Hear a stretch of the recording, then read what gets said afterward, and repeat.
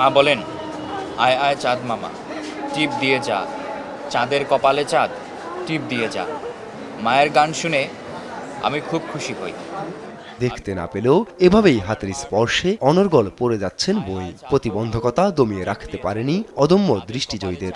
আমার মা সবচেয়ে ভালো।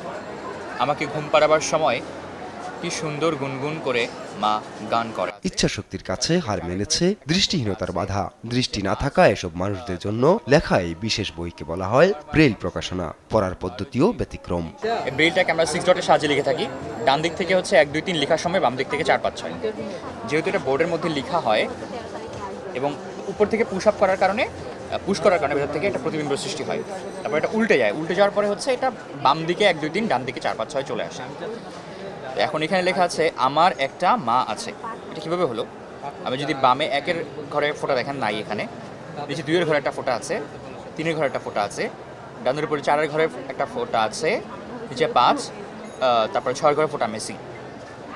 তাহলে হচ্ছে 3 4 5।